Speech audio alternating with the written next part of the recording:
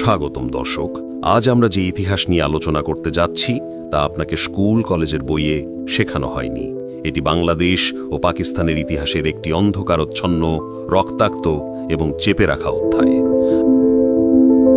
আজ আমরা আলোকপাত করব ১৯৭১ সালের সেই ঘটনাবলীর উপর যা শুরু হয়েছিল একটি গভীর রাজনৈতিক ষড়যন্ত্র দিয়ে। এটি লজ্জা, বেদনা, বিশ্বাসঘাতকতা ও রক্তে লেখা একটি দীর্ঘ কাহিনী।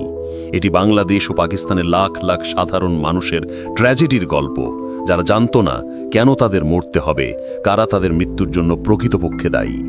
বসুন, মনোযোগ দিয়ে শুনুন। বন্ধুরা, এই গল্পটি শুধুমাত্র একটি ভিন্ন দৃষ্টিকোণ নয়, এটি ইতিহাসের একটি গুরুত্বপূর্ণ অধ্যায় যা আমাদের সবার জানা উচিত।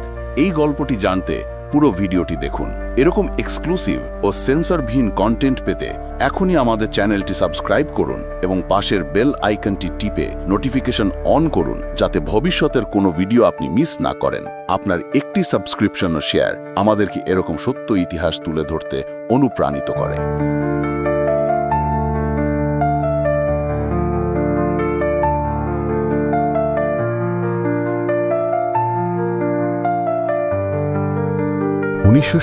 সালে ব্রিটিশ ভারত ভাগের পর মানচিত্রে যে অদ্ভুত ও অপ্রাকৃত রাষ্ট্রের জন্ম হয় তার নাম ছিল পাকিস্তান। একই দেশে দুই অংশ, কিন্তু মাঝখানে হাজার মাইলের ভারতীয় ভূখণ্ড। শুধু ভৌগোলিক দূরত্বই নয়, ভাষা, সংস্কৃতি, খাদ্যাভ্যাস, অর্থনৈতিক কর্মকাণ্ড সব দিক দিয়েই ছিল আকাশ পাতাল পার্থক্য। অনেক রাজনৈতিক বিশ্লেষক ও ইতিহাসবিদের মতে এই কৃত্রিম একত্রীকরণের ভিত্তি ছিল অত্যন্ত দুর্বল। এই বিভাজন একদিন না একদিন রাজনৈতিক বিভাজনের রূপ নেবে, তা ছিল একটি ঐতিহাসিক সম্ভাবনা। কিন্তু প্রশ্ন হলো, সেটি কিভাবে ঘটল? শান্তিপূর্ণ পথে, নাকি একটি ভয়াবহ ও রক্তক্ষয়ী যুদ্ধের মাধ্যমে?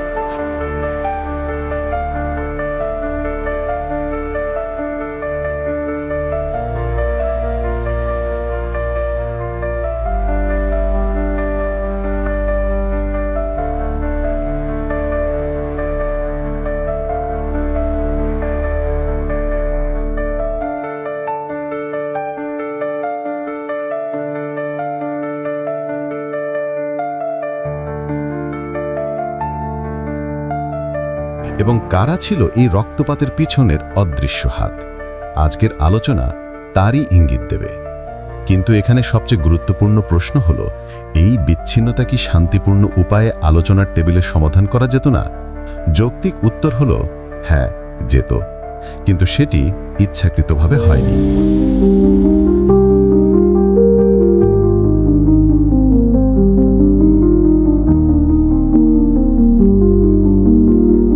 কারণ ভারতের একটি সুস্পষ্ট নথিভুক্ত ভূ রাজনৈতিক স্বার্থ ছিল এই বিভাজনকে রক্তাক্ত, অস্থিতিশীল ও অপরিবর্তনীয় করে তোলা।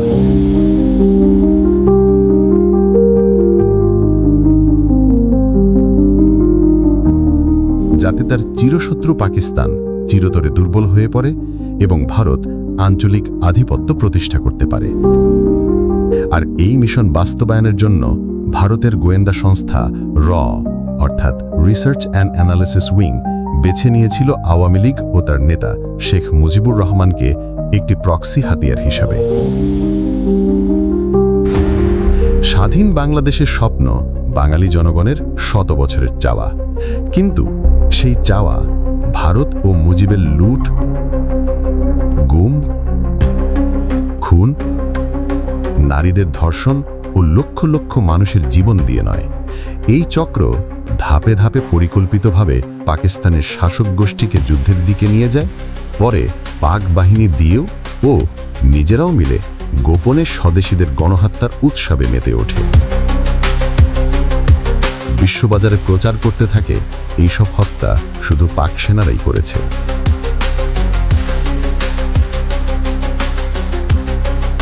৩০ লক্ষ শহীদ হয়েছে, সম্ভ্রম হারিয়েছে ২ লাখ মা বোন।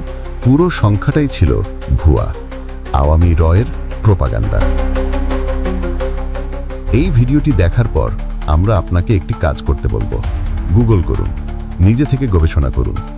আগরতলা ষড়যন্ত্র মামলা, Qutubuddin Aziz blood and tears, ১৯৭১ সালে বিহারি হত্যাকাণ্ড। এই কিওয়ার্ডগুলো লিখে সার্চ দিন। আপনাকে যে একটি মাত্র গল্প শেখানো হয়েছে তার বাইরের সত্যতা নিজে থেকে যাচাই করুন। সত্য কখনো একপেশে হয় না। পাকিস্তানকে বিভক্ত করার ভারতের দীর্ঘমেয়াদী পরিকল্পনা শুধু একটি রাজনৈতিক ধারণাই নয়, এর পেছনে ছিল সুপরিকল্পিত গোয়েন্দা অভিযান। ভারতের গোয়েন্দা সংস্থা র, যা নির্দিষ্ট কাজের মধ্যে ছিল পাকিস্তানকে অস্থিতিশীল করা, তারা পূর্ব পাকিস্তানকে তাদের প্রধান লক্ষ্য হিসেবে বেছে নেয়। তাদের কৌশল ছিল সহজ: একটি বিচ্ছিন্নতাবাদী আন্দোলন তৈরি করা এবং তাকে আর্থিক, সামরিক ও রাজনৈতিক সহায়তা দেওয়া। কিন্তু এর জন্য প্রয়োজন ছিল একটি বিশ্বাসযোগ্য সহযোগী। রয়ের দৃষ্টি পড়ে আওয়ামী লীগ ও শেখ মুজিবুর রহমানের ওপর। মুজিব, যিনি ইতিমধ্যেই একজন জনপ্রিয় নেতা এবং শক্তিশালী জাতীয়তাবাদী পরিচয়ের অধিকারী, তাকে এই লক্ষ্য অর্জনের জন্য আদর্শ মাধ্যম হিসেবে দেখা হয়। এবার আমরা 1965 সালের ভারত পাকিস্তান যুদ্ধের সময় চলে যাই। সেপ্টেম্বর 1965।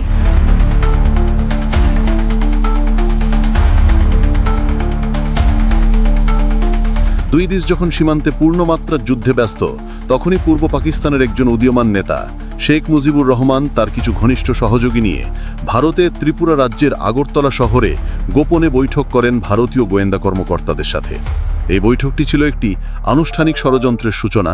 এটি ছিল একটি সশস্ত্র বিদ্রোহের বিস্তারিত পরিকল্পনার সভা, যার একমাত্র উদ্দেশ্য ছিল পূর্ব পাকিস্তানকে জোরপূর্বক পাকিস্তান থেকে বিচ্ছিন্ন করা।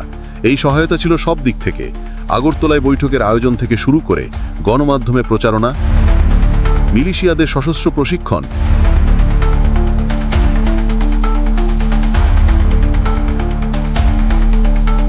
এবং শেষ পর্যন্ত প্রত্যক্ষ সামরিক হস্তক্ষেপ পর্যন্ত।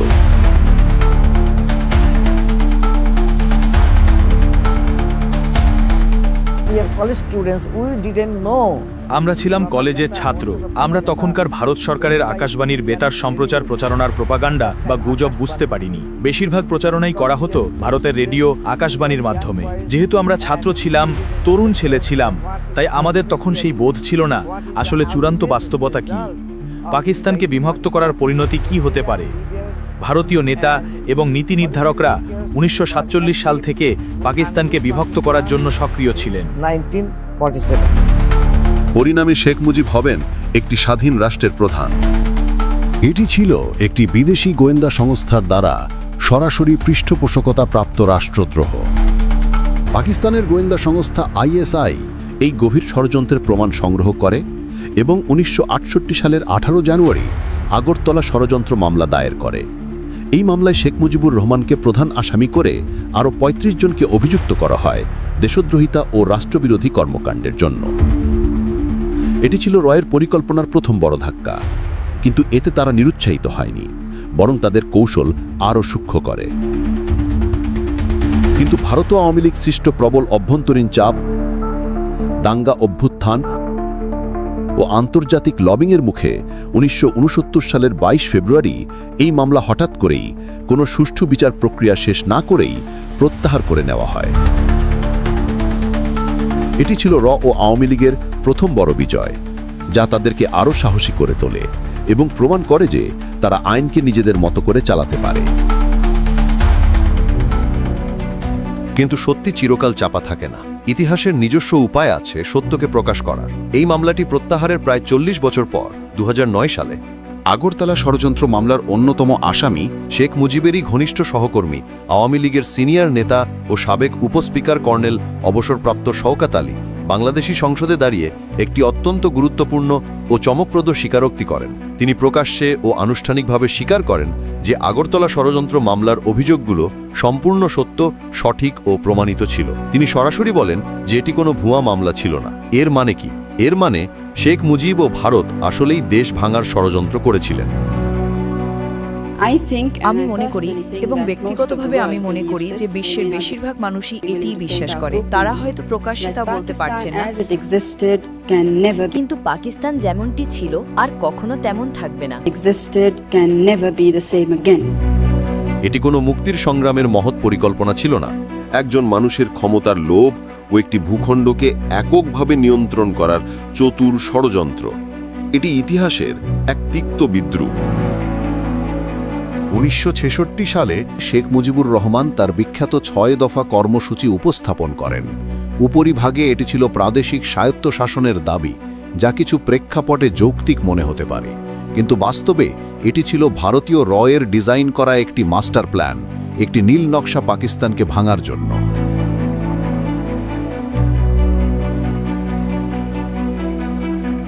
এই দফাগুলো বিশ্লেষণ করলে স্পষ্ট হয়ে যায়, আলাদা মুদ্রা ও কর ব্যবস্থা অর্থনীতিকে পুরোপুরি বিভক্ত করে দিত, একটি অভিন্ন বাজারের ধারণাকেই ধ্বংস করত।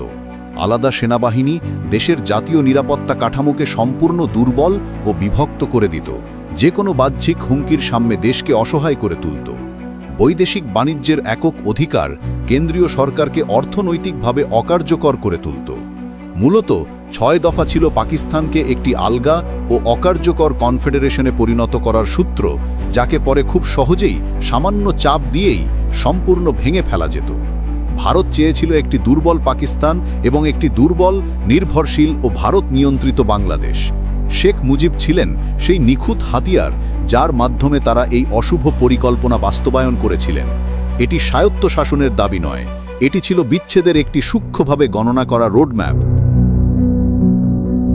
1970-এর নির্বাচনকে র এবং আওয়ামী লীগ একটি রাজনৈতিক অস্ত্র হিসেবে ব্যবহার করার সিদ্ধান্ত নেয়।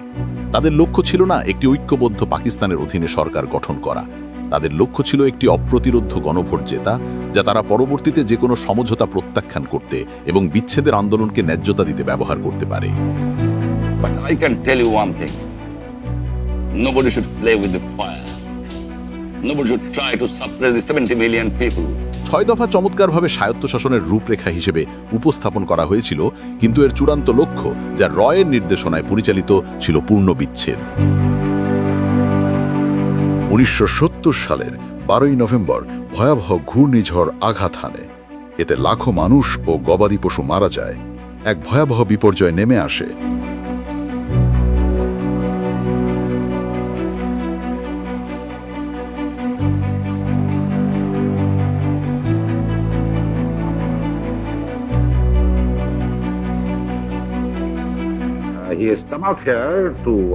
আমি সিদ্ধান্তটি প্রধান নির্বাচন কমিশনারের ওপর ছেড়ে দিয়েছি। তিনি নিজে এখানে এসেছেন ঘূর্ণিঝড়ে ক্ষতিগ্রস্ত এলাকা পরিদর্শন করতে, যে সেই এলাকায় 7ই ডিসেম্বর নির্বাচন হবে নাকি কয়েক সপ্তাহ পিছিয়ে দেওয়া হবে, কিন্তু পাকিস্তানের অন্যান্য অঞ্চলের নির্বাচন অবশ্যই হবে। তখন নির্বাচন পেছানো নিয়ে আলোচনা হয়েছিল, কিন্তু এসবের পরও আওয়ামী লীগ বলেছিল, না, নির্বাচন পিছানো যাবে না। তাদের নির্বাচনের উপর এতটাই দৃঢ় নিয়ন্ত্রণ ছিল যে তারা কোনো বিলম্ব চাইছিল না। একদিকে জুলফিকার আলী ভুট্টো জনগণকে রুটি, কাপড় ও বাসস্থানের স্লোগান দিচ্ছিলেন, অন্যদিকে পূর্ব পাকিস্তানে শেখ মুজিবুর রহমান তার নির্বাচনী প্রচারণা চালাচ্ছিলেন 6 দফা কর্মসূচি নিয়ে। 1970-এর সাধারণ নির্বাচনে আওয়ামী লীগ পূর্ব পাকিস্তানে 162টির মধ্যে 160টি আসনে জয়লাভ করে। কিন্তু এই সংখ্যাটি একটি বিভ্রান্তিকর চিত্র আগে। একটি গুরুত্বপূর্ণ সত্য সবসময় ইচ্ছাকৃতভাবে উপেক্ষা করা হয়। পূর্ব পাকিস্তানে 43% ভোটারই ভোট দেননি। ভেবে দেখুন, প্রায় অর্ধেক ভোটার হয়তো এই বিচ্ছিন্নতাবাদী এজেন্টটাকে সমর্থন করেনি, হয়তো ভোট প্রক্রিয়াকে বিশ্বাস করেনি।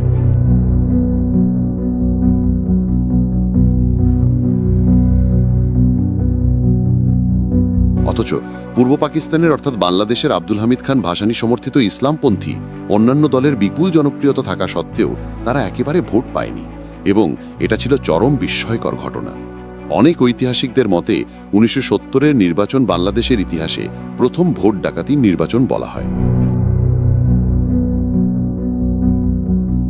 ইয়াহিয়া খান তখন পড়েন এক বিশাল রাজনৈতিক চাপে। একদিকে পিপুলস পার্টি এবং জুলফিকার আলী ভুট্টো, ও অন্যদিকে আওয়ামী লীগ এবং শেখ মুজিবুর রহমান। আসলে ইয়াহিয়া খান চেয়েছিলেন শেখ মুজিবুর রহমানকে সংসদের অধিবেশনের আগে তার 6 দফা কর্মসূচিতে ছাড় দিতে বাধ্য করানোর জন্য। একবার সংসদ অধিবেশনে বসলে শেখ মুজিব তার 6 দফার ভিত্তিতে সহজেই সংখ্যাগরিষ্ঠ ভোটে পুরো পাকিস্তানের সংবিধানই পরিবর্তন করতে পারতেন কোনো রাজনৈতিক চাপ ছাড়াই। কিন্তু শেখ মুজিব তাড়াহুড়ো করছিলেন এবং আক্রমণাত্মক হয়ে উঠলেন। সে তার এমপিদের শপথ করিয়েছিলেন যে 6 দফা থেকে কোনোভাবেই সরে আসা না যায়। প্রতিদিন অসহযোগ আন্দোলনের ডাক দিচ্ছিলেন।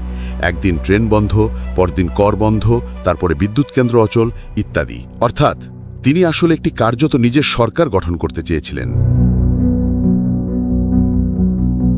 কিন্তু আওয়ামী লীগ ও ভারত এই নির্বাচনী সংখ্যাগরিষ্ঠতাকে পরম ম্যান্ডেট হিসেবে বৈশ্বিক গণমাধ্যমে বিক্রি করার জন্য একটা ব্যাপক প্রচার যুদ্ধ শুরু করে, এক ধরনের ভুয়া কাহিনী তৈরি করে। They're not hearing the order from anybody except, you understand, the direction given by Awami League. The problem is not creating by me or my non-cooperation movement, creating by the ruling clique who are sitting and creating. I am in a movement.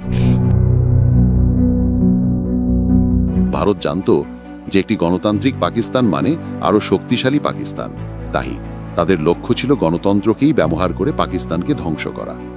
নির্বাচনী জয় শেষ লক্ষ্য ছিল না, এটি ছিল একটি বৃহত্তর, আরও বিধ্বংসী পরিকল্পনার প্রথম ধাপ। নির্বাচনের পর যখন প্রেসিডেন্ট ইয়াহিয়া খান ও শেখ মুজিবের রাজনৈতিক আলোচনা ভেঙে পড়ে, এবং তাদের সহযোগীরা চলে যায় দ্বিতীয় ধাপে, তখনই ভারত ও আওয়ামী লীগ তাদের আসল সহিংস পরিকল্পনা কার্যকর করা শুরু করে।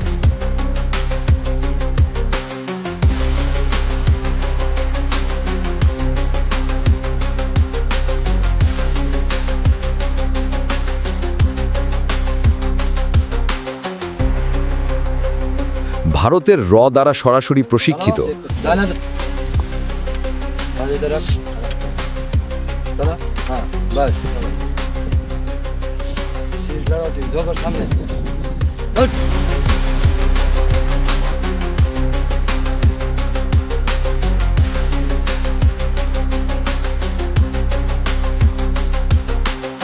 অস্ত্রসজ্জিত, অর্থায়িত ও নিয়ন্ত্রিত মুজিব বাহিনী, যা পরে মুক্তি বাহিনী নামে পরিচিত হয়, সংগঠিতভাবে লক্ষ্যভিত্তিক হত্যাকাণ্ড শুরু করে।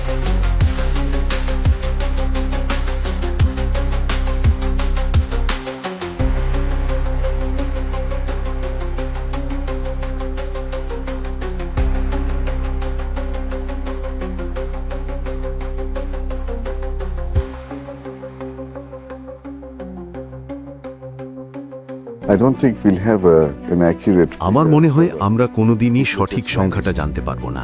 অনেক মানুষ স্রেফ উধাও হয়ে গেছে। তবে আপনি হয়তো মনে করতে পারবেন, আমি 2রা মে যেদিন লিখেছিলাম সেখানে উল্লেখ করেছিলাম যে সবকিছু শুরু হয়েছিল এক ভয়াবহ ঘৃণার বিস্ফোরণ দিয়ে, যখন বাঙালিরা গিয়ে হাজার হাজার অবাঙালি, বিহারি ও পশ্চিম পাকিস্তানিদের হত্যা করেছিল। আমি সংখ্যাটায় প্রায় 1 লক্ষের মতো অনুমান করেছিলাম, যদিও মৃতদেহের সংখ্যা প্রায় 20,000 ছিল। পরে সেনাবাহিনীর অভিযানে আরও প্রায় 1.5 লক্ষ মানুষ নিহত হয়েছে বলে আমার ধারণা।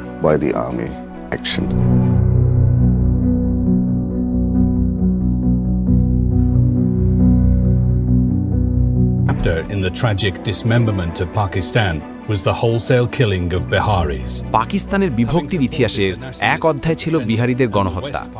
তারা যখন মুক্তিবাহিনীর পরিবর্তে কেন্দ্রীয় সরকারপন্থী ও পশ্চিম পাকিস্তানি সেনাবাহিনীর সমর্থন করেছিল, তখন তাদের খুঁজে বের করে মুজিব বাহিনী নির্বিচারে হত্যা করে।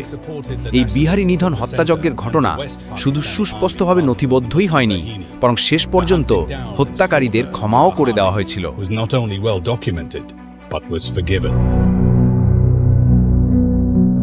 মুজিব বাহিনী বনাম মুক্তি বাহিনী। মুজিব বাহিনী মুজিব বাহিনী ছিল ভারত ও আওয়ামী লীগের গুপ্ত হাতিয়ার, গোপনে গঠিত এক বাহিনী। ভারতীয় গোয়েন্দা সংস্থা ও আওয়ামী লীগের উচ্চ পর্যায়ের নেতৃত্ব দ্বারা সরাসরি নিয়ন্ত্রিত এক বাহিনী। 2. রাজনৈতিক বিশৃঙ্খলা সৃষ্টি, রাজনৈতিক দমন ও জাতীয়তাবাদী নির্মূলের মনোভাব নিয়ে কাজ করেছে। 3.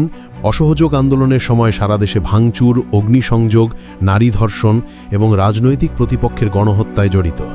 স্বাধীনতার পরেও এই বাহিনী পিছনে থেকে গোপনে হত্যা, লুটপাট ও সন্ত্রাস সৃষ্টি করেছে। 4. ভারতীয় দ্বারা সরাসরি প্রশিক্ষিত, অস্ত্রসজ্জিত, অর্থায়িত ও নিয়ন্ত্রিত একটি বাহিনী। 5. দেশপ্রেমিক বাঙালি, ইসলামপন্থী, ভারত বিরোধী, পাকিস্তানপন্থী ও বিহারি নাগরিকদের গণহত্যায় জড়িত। 6. এরা ভারতীয় গোয়েন্দা সংস্থা এর মিথ্যা তথ্য ও প্রোপাগান্ডা ব্যবহার করে অপকর্ম চালিয়েছে। 7. এই বাহিনীর সামনে থেকে মুক্তিযুদ্ধ করেনি, পিছন থেকে অপকর্ম করেছে, তাই এদের মৃত্যুর হার কম। শুধু অপকর্মের সময় পাক বাহিনীর হাতে অনেকে মারা পড়েছে। 8. মুজিব বাহিনীর অপরাধের কথা ইতিহাসে প্রায় লুকোনো বা অস্বীকৃত। স্বাধীনতার পরে যারা মহান বীর মুক্তিযোদ্ধা হিসেবে তাদের নাম ইতিহাসের খাতায় লিখিয়েছে।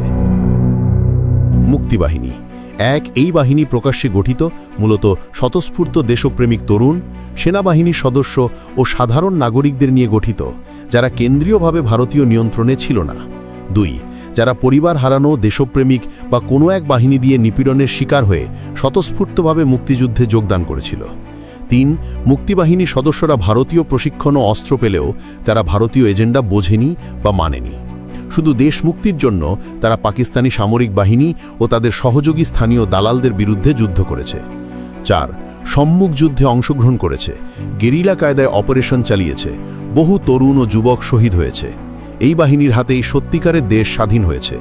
5 ভারতীয় প্রচারণা ও গুজব বিশ্বাস করে পাকিস্তান সেনাবাহিনীকে খুনি ভেবে যুদ্ধে ঝাঁপিয়ে পড়েছে। মুজিব বাহিনীর গোপনে চালানো গণহত্যাকাণ্ড সম্পর্কে অজ্ঞ ছিল। তারা সাধারণ জনগণের বিরুদ্ধে সহিংসতায় জড়িত ছিল না। 6 স্বাধীনতার পরে অনেকেই মুক্তিযোদ্ধার স্বীকৃতি পায়নি। অনেকে নামমাত্র স্বীকৃতি পেলেও মুজিব বাহিনীর অপকর্মের দায় তাদের ঘাড়ে চাপানো হয়েছে। 7 স্বাধীনতার পরে মুক্তিবাহিনীর অনেকে মুক্তিযুদ্ধের আসল উদ্দেশ্য জানতে পেরে নিজেদের মুক্তিযোদ্ধা হিসেবে প্রকাশ না করে সাধারণ জীবনে ফিরে গেছে। আর আমি আপনাকে বলেছি আমি এইসব করিনি। আগে বলেছি তারা চেষ্টা করেছে, কিন্তু আমি কাউকে হত্যা করিনি। ভিতরে এটা পুরোপুরি ভারতের গোয়েন্দা সংস্থা র দ্বারা সংগঠিত ছিল, আর বাইরের দিক থেকে এটা মুজিবের মাধ্যমে করা হয়েছে, তাই মুজিবকে দায়ী করা হবে। এবং তারা সবাই এখনো সেখানে আছে, শেখ হাসিনার আশেপাশে আছে, যিনি এখন বাংলাদেশের প্রধানমন্ত্রী। এবং শেখ হাসিনা সবকিছু খুব ভালোভাবে জানেন। মুজিব বাহিনী অর্থ হচ্ছে বাংলাদেশের জন্য শত্রু, এবং আমিও মুজিব বাহিনীর ট্রেনিং নিয়েছিলাম। ভারতের র ও শেখ মুজিবের লক্ষ্য ছিল অত্যন্ত নির্দিষ্ট। 1 পশ্চিম পাকিস্তানি সাধারণ মানুষকে আতঙ্কিত করা এবং তাদের পালিয়ে যেতে বাধ্য করা, যাতে পাকিস্তানি সেনাদের একটি বিদেশি দখলদার বাহিনী হিসাবে উপস্থাপন করা যায়। 2 বিহারি সম্প্রদায়, যারা উর্দুভাষী ছিল এবং পাকিস্তানের ধারণাকে সমর্থন করত, তাদেরকে পশ্চিম পাকিস্তানি প্রভাবের প্রতীক হিসেবে দেখা হতো। 3 পাকিস্তানি সেনাদের সামরিক প্রতিক্রিয়ায় উস্কে দেওয়া, যা পরে বিদ্রোহকে ন্যায্যতা দেওয়ার এবং আন্তর্জাতিক সমর্থন অর্জনের জন্য প্রচারণা অস্ত্র হিসেবে ব্যবহার করা হবে। 4 পশ্চিম পাকিস্তানি নাগরিকরা, সরকারি কর্মচারী, ব্যবসায়ী, শিক্ষক, যারা পূর্ব পাকিস্তানে বসবাস ও কাজ করত, তারা ছিল সহজ শিকার। 5 প্রো পাকিস্তানি বাঙালি, রাজনীতিবিদ, বুদ্ধিজীবী, সেনা কর্মকর্তা, পুলিশ সদস্য, যে কেউ যারা বিচ্ছেদের বিরোধিতা করত বা পাকিস্তানের প্রতি অনুগত ছিল। 6 সকল গ্রাম ও প্রত্যন্ত অঞ্চলে বিহারি ও সাধারণ মানুষকে হত্যা করে এবং ঘরবাড়িতে আগুন লাগিয়ে আতঙ্ক সৃষ্টি করা।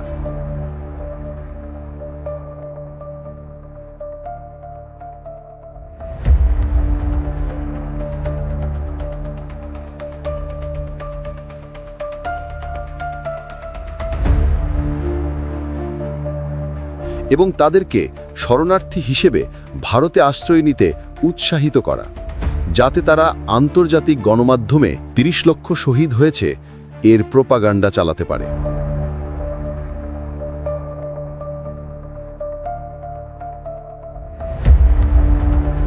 বাঙালি লেখক ও সাংবাদিক কুতুবুদ্দিন আজিজ তার ব্লাড অ্যান্ড টিয়ার্স বইয়ে বিশদভাবে পূর্ব পাকিস্তানের সাধারণ মানুষের উপর সংঘটিত নৃশংসতার বর্ণনা দিয়েছেন। 1971 সালের মার্চ মাসে কিভাবে সংগঠিতভাবে আওয়ামী লীগের সশস্ত্র গ্রুপ প্রায় 3 থেকে 5 লাখ পশ্চিম পাকিস্তানি, বিহারি, পাকিস্তানপন্থী এবং ইসলামপন্থী বাঙালিকে তাদের বাড়ি থেকে ধরে এনে নৃশংসভাবে হত্যা করা হয়, তাদের সম্পত্তি লুট করা হয়, নারীদের উপর পাশবিক নির্যাতন চালানো হয়। जब मैं संतहार पहुंचा हूं, जो रेलवे स्टेशन था, वहां पर एक तालाब था। तालाब पूरे के ऊपर खून की तह जमी। আমি যখন সান্তাহার রেলওয়ে স্টেশনে পৌঁছালাম, তখন সেখানে একটি পুকুর ছিল, পুরো পুকুর জুড়ে রক্তের স্রোত। পাকিস্তান সেনাবাহিনী আগে কখনো সেখানে যায়নি, আমরা সবেমাত্র সেখানে পৌঁছেছি। তাহলে সেই গণহত্যা কারা করল? সমস্ত বাঙালি ও বিহারিদের পুকুরের ধারে এনে বলি দেওয়া হয়েছিল। তারপর মহিলাদের দেখলাম, তাদের স্তন কাটা হয়েছিল, নাক কাটা, কারো কান কাটা, অনেকের মাথা কাটা হয়েছিল, আর অনেকের মস্তিষ্কের অর্ধেক অংশ বাইরে বেরিয়েছিল। তাদের মধ্যে যারা বেঁচে ছিল, আহত ছিল, আমাদের মধ্যে যতজন ডাক্তার ছিলেন, তারা যাদের চিকিৎসা করা সম্ভব ছিল তাদের চিকিৎসা করেছিলেন। তারপর সকালে আমাদের লোকদের নাকে কাপড় বেঁধে নিয়ে পচা মৃতদেহ আলাদা করা হয়েছিল। তাদের জন্য একটি 3 বা 4টি গণকবর খোঁড়া হলো। জানাজার নামাজ যথাযথভাবে সম্পন্ন করা হয়েছিল। সেখানে মুসলমানদের পাশাপাশি হিন্দুরাও থাকতে পারে, কে জানে কে কি, কিন্তু আমরা ওদের সেখানেই কবর দিয়েছি। পরে তারাই আবার সেই কবরগুলো খুঁড়ে বের করে বলেছিল, নিউজ পেপারে বড় করে লেখা হলো, ওরা বলেছে, দেখুন পাকিস্তান আর্মি এখানেই গণহত্যা চালিয়েছে, অগণিত মানুষকে হত্যা করেছে। पाकिस्तान आर्मी ने ये यहाँ पर मास मर्डर किया है, बेतहाशा लोगों को मारा है। এই হত্যাকাণ্ডগুলো ছিল এলোমেলো নয়, এটি ছিল একটি সতর্কভাবে সাজানো জাতিগত ও রাজনৈতিক শুদ্ধি অভিযান, যা সরাসরি ভারতীয় গোয়েন্দাদের তত্ত্বাবধানে এবং তাদের স্থানীয় সহযোগীদের দ্বারা বাস্তবায়িত হয়েছিল। এই সহিংসতার একটি উদ্দেশ্য ছিল জাতিগত ধর্মপ্রাণ মুসলিম ও দেশপ্রেমিক নিধন। আরেকটি উদ্দেশ্য ছিল পাকিস্তান সেনাবাহিনীকে সামরিক অভিযানে প্ররোচিত করা, যাতে তারা আন্তর্জাতিক গণমাধ্যমে আওয়ামী লীগ নিজেদের ভিকটিম হিসেবে উপস্থাপিত করতে পারে। কিভাবে আমার গরিবের উপরে, আমার বাংলার মানুষের বুকের উপরে গুলি করা হয়েছে, কি করে আমার মায়ের কোল খালি করা হয়েছে, কি করে মানুষকে হত্যা করা হয়েছে, যেভাবে হত্যা করা হয়েছে তার তদন্ত করতে হবে। রক্তের দাগ শুকায় নাই। আমি 10 তারিখে বলে দিয়েছি যে ওই শহীদের রক্তের উপর দিয়ে পাড়া দিয়ে আরটিসিতে মুজিবুর রহমান যোগদান করতে পারে না। কিন্তু আর আমার বুকের উপর গুলি চালাবার চেষ্টা করো না, ভালো হবে না। আমরা যখন মরতে শিখেছি তখন কেউ আমাদের দবাতে পারবে না।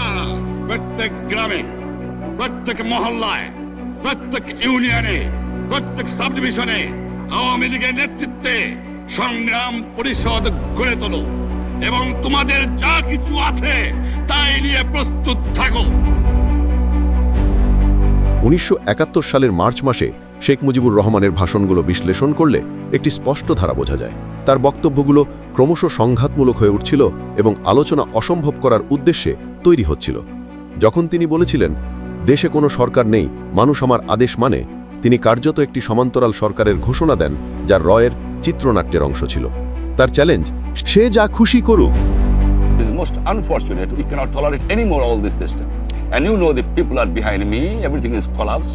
There is no administration. The people are obeying my order, not their order. Legally, I am the authority because people have voted to me. Won't that make President Yahya Khan take military action against you? It is up to him. I don't care. Bharat ও আওয়ামী লীগ আন্তর্জাতিক মিডিয়াকে সক্রিয়ভাবে ভুয়ো তথ্য সরবরাহ করছিল যে পাকিস্তান সেনাবাহিনী শান্তিপূর্ণ বাঙালি নাগরিকদের উপর বিনা কারণে আক্রমণ চালাচ্ছে। Between India and Pakistan, as you know, Bharat ও পাকিস্তানের মধ্যে আপনি জানেন এই সমস্যা আসলে ভারত পাকিস্তান সমস্যা নয়। সমস্যাটি হচ্ছে পশ্চিম পাকিস্তানের সামরিক শাসন ব্যবস্থা এবং বাংলাদেশের জনগণ ও তাদের নির্বাচিত প্রতিনিধিদের মধ্যে। যে কোনো সমাধানই বের করা হোক না কেন, তা অবশ্যই বাংলাদেশের জনগণকে সন্তুষ্ট করতে হবে। আর যেমন আমি আগেই বলেছি, এই জনগণই তাদের প্রতিনিধিদের নির্বাচিত করেছিল, খুব বেশি দিন আগেও নয়, যারা তাদের পক্ষে আনুষ্ঠানিকভাবে জাতিসংঘে প্রতিনিধি পাঠানোর অধিকার রাখে। জাতিসংঘের পর্যবেক্ষক পাঠানো প্রসঙ্গে আমরা তাদের কোনো প্রয়োজনই দেখি না। Has left our country totally devastated. Systematic genocide has exterminated almost 3 million lives. Millions of homes have been burned down. Entire villages have been wiped out. Among those that survived, millions are reduced to being refugees, having had to leave their homes in order to save their lives and the honor of their women folk. Those who remain behind have suffered inhuman torture, and many have had their property looted. তারা নিজেরাই সমস্যা তৈরি করেছিল, নিজেরাই সহিংসতা সাজিয়েছিল এবং তারপর নিজেদেরকেই একমাত্র সমাধান হিসেবে উপস্থাপন করেছিল। সমস্ত অপারেশনের সবচেয়ে কৌশলী ও ভয়ঙ্কর অংশটি ছিল মিডিয়া ম্যানিপুলেশন ও মনস্তাত্ত্বিক যুদ্ধ। End of the enclave as you look towards Pakistan. আমরা এখন এনক্লেভের বাম পাশে আছি। আপনি যদি পাকিস্তানের দিকে তাকান তাহলে আমরা একদম সামনে অবস্থান করছি। ভারতীয় কর্নেল জানালেন, যখন পাকিস্তানের 14টি চ্যাফি ট্যাঙ্কের একটি দল ভারতীয় ভূখণ্ডে গুলি চালাতে শুরু করে, তখনই ভারতীয় বাহিনী পাল্টা আক্রমণ চালায়। যে ট্যাঙ্কগুলো এখন এখানে দেখা যাচ্ছে সেগুলো তাদের ক্রুরা ফেলে পালিয়ে গিয়েছিল।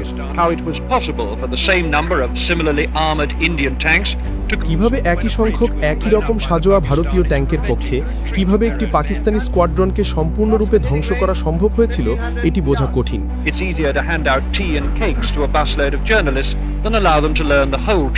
সংবাদকর্মীদের পুরো সত্যটা জানার সুযোগ দেওয়ার থেকে তাদেরকে চা আর কেক পরিবেশন করাই বেশি সহজ ছিল।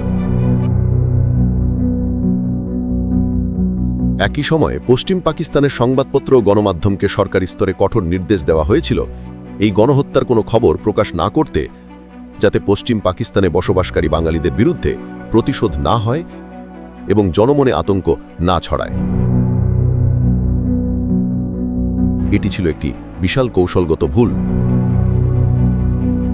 পশ্চিম পাকিস্তানি শাসকরা ঘুণাক্ষরেও ঠাহর করতে পারে নাই পুরোটাই যে শেখ মুজিবের চালাকি ও রয়ের খুনের নোংরা রাজনীতির খেলা।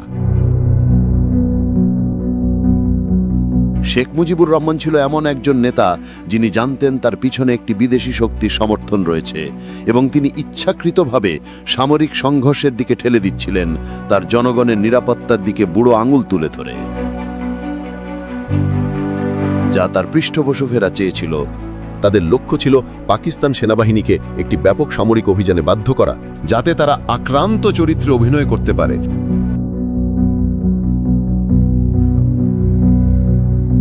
এবং আন্তর্জাতিক সহানুভূতি ও সমর্থন আদায় করতে পারে। And this has been done through, as I said, first through refugee aggression, now through military aggression. We have suffered in the hands of Pakistan 4 aggressions, and we are not going to take it anymore. I wish to give a very serious warning to the Council. এটি ছিল একটি classic মিথ্যা পতাকা বা false flag অপারেশনের সব উপাদান ধারণকারী কৌশল। 25 মার্চ 1971।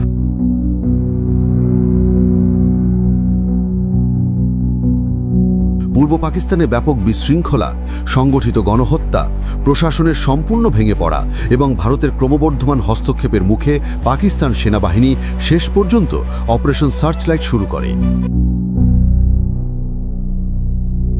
এই অভিযানটি জনপ্রিয় বর্ণনার মতো বিনা কারণে চালানো আগ্রাসন ছিল না। এটি ছিল একটি সাংবিধানিক সরকারের মৌলিক দায়িত্ব, আইন শৃঙ্খলা পুনরুদ্ধার করা, নাগরিকদের সুরক্ষা দেওয়া এবং দেশের ভৌগোলিক অখণ্ডতা রক্ষা করা। তারা ইতোমধ্যেই চলমান এক ধরনের গৃহযুদ্ধ ও একটি বিদেশি শক্তির প্রক্সি আগ্রাসনের মুখোমুখি হয়েছিল।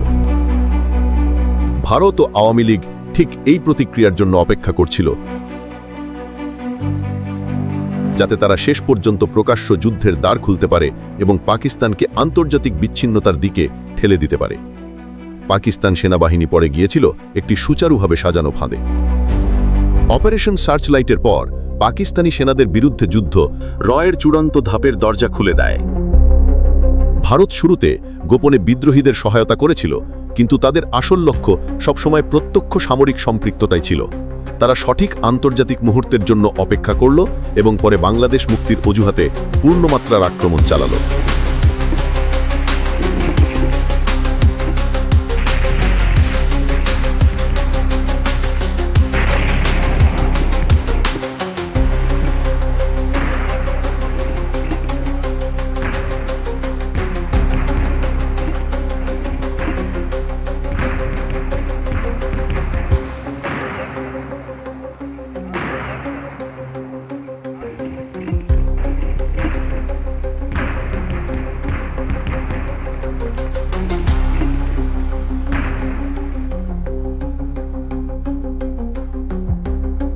এটি কোনো মানবিক সদিচ্ছার কাজ ছিল না, এটি ছিল বহু বছরের কৌশলের পরিণতি, যার মাধ্যমে পাকিস্তানকে স্থায়ীভাবে দুটি ভাগে বিভক্ত করা হয় এবং ঢাকায় একটি অনুগত সরকার বসানো হয়। 1971 সালের যুদ্ধ কেবল একটি গৃহযুদ্ধ ছিল না, এটি ছিল রয়ের দ্বারা সংঘটিত একটি প্রক্সি যুদ্ধ, যেখানে বাংলার মানুষেরা ছিল একটি বৃহত্তর ভূ রাজনৈতিক খেলার প্যাদানির মতো।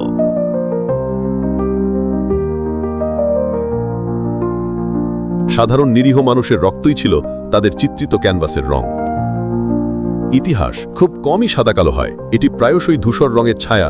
1971 ছিল একটি জটিল ট্র্যাজেডি, যেখানে বহু পক্ষের অতৃপ্ত লোভ, ভুল হিসাব নিকাশ ও নির্মম ভূ রাজনীতির শিকার হয়েছিল লক্ষ লক্ষ সাধারণ মানুষ, বাঙালি, বিহারি ও পশ্চিম পাকিস্তানি। তারা এমন একটি খেলার চূড়ান্ত মূল্য দিয়েছিল যা তারা কখনোই বুঝতে পারেনি। এই যে পুরো নাটকটা না, পুরো পলিটিক্যাল নাটকটা আসলে মিস্টার ভুট্টো আর মুজিবুর রহমান মিলে করেছে। তারা এমনকি ইয়াহিয়া খানকেও বোকা বানিয়েছিল। ইয়াহিয়া খান ছিলেন একজন সেনা অফিসার। আমি পুরো দোষ দিই মিস্টার ভুট্টোকেই। 1971-এর পরের ইতিহাসই প্রমাণ করে ভারত ও আওয়ামী লীগের আসল উদ্দেশ্য কি ছিল। Of the independent sovereign people republic of Bangladesh.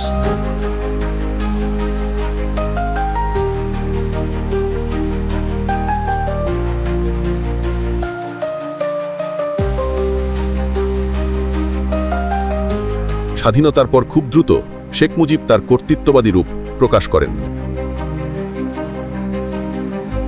বিরোধী দলগুলো নিষিদ্ধ করা হয়, সংবাদপত্র ও গণমাধ্যমের স্বাধীনতা কেড়ে নেওয়া হয়, গুরুত্বপূর্ণ শিল্প ও সম্পদকে জাতীয়করণ করে ভারতের নিয়ন্ত্রণের অধীনে নেওয়া হয়।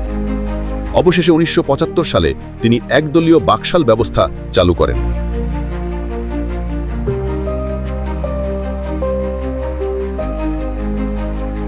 যা বাস্তবে বাংলাদেশকে একদলীয় একনায়কতন্ত্রে পরিণত করে, যা ভারতের রাজনৈতিক মডেলের প্রতিফলন ছিল।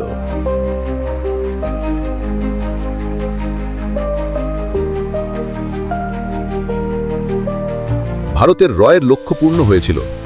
তারা একটি বিভক্ত এবং দুর্বল পাকিস্তান এবং একটি দুর্বল অর্থনৈতিকভাবে নির্ভরশীল, রাজনৈতিকভাবে অনুগত বাংলাদেশ পেয়েছিল, যা ভারতের আঞ্চলিক আধিপত্য ও ভূ রাজনৈতিক স্বার্থকে পরিবেশন করেছিল।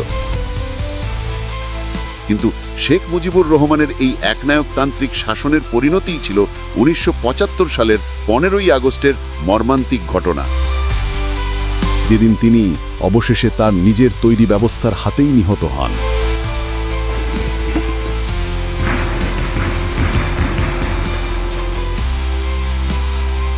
একটি শিক্ষা যে স্বৈরাচারীরা প্রায়শই তাদের নিজেদের সিস্টেমেরই শিকার হন। আজ আমরা জানলাম ইতিহাস প্রায় যেমন দেখা যায় তেমন নয়। আমরা জানলাম এক তথাকথিত জন আন্দোলন আসলে বিদেশি শক্তির দ্বারা পরিকল্পিত ও অর্থায়িত এক প্রক্সি যুদ্ধও হতে পারে। আমরা জানলাম ভূ রাজনীতির খেলায় আসল বলির পাঠা হয় সাধারণ নাগরিকেরা, যারা নিজেদের রক্ত দিয়ে মূল্য চুকায়। পাকিস্তান ও বাংলাদেশের মানুষ দুজনেই ছিল ভারতের এবং একদল ক্ষমতালোভী রাজনীতিবিদের আঁকা এক মহাযোজনার চূড়ান্ত ভুক্তভোগী। এই ইতিহাস বলা হয়নি কারণ এটি ক্ষমতাসীনদের বর্ণনার সাথে মেলে না, কারণ এটি অস্বস্তিকর প্রশ্ন তোলে। কিন্তু সত্যকে কখনোই চিরকাল চাপা রাখা যায় না। এটি উঠে আসে তাদের মুখে যাদের সাহস আছে বলার, প্রকাশিত নথিতে এবং ঘটনাবলীর যৌক্তিক বিশ্লেষণের মাধ্যমে। দর্শক, আজ আমরা আপনার সামনে যে প্রমাণ ও দৃষ্টিভঙ্গি উপস্থাপিত করেছি তা নিঃসন্দেহে বিতর্কিত এবং প্রচলিত বর্ণনাকে চ্যালেঞ্জ করে। কিন্তু আমরা আপনাকে উৎসাহ দিই, গল্পের দুই দিকে শুনুন, শুধু আমাদের কথাই নয়, অন্য উৎস থেকেও গবেষণা করুন। মনে রাখবেন, ইতিহাস সবসময় বিজয়ীরা লেখে, কিন্তু সত্যের সন্ধান করা সবসময় আমাদের দায়িত্ব। এই ভিডিওটি শেয়ার করুন, আলোচনা করুন। আসুন আমরা একসাথে ইতিহাসের বিস্তৃত অধ্যায়গুলো উন্মোচনের চেষ্টা করি। শুধু সত্যের মুখোমুখি হলেই আমরা একটি ভালো ভবিষ্যৎ গড়তে পারি। এবং সবচেয়ে গুরুত্বপূর্ণ, সাবস্ক্রাইব করুন আমাদের চ্যানেল এবং বেল আইকনটি চাপুন, কারণ আমরা আরও এমন গোপন ইতিহাস ও বিশ্লেষণ নিয়ে কাজ করতে চাই। ধন্যবাদ আপনার সময় ও মনোযোগের জন্য।